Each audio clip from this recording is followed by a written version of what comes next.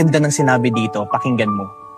Get a partner who matured enough to educate you, matured enough to handle your attitude, matured enough to accept your flaws.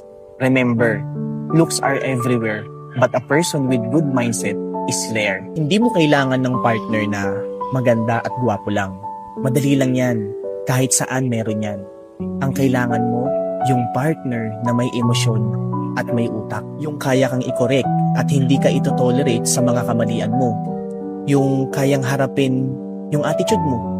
Hindi yung kapag mahirap na, bigla na lang tatakbo.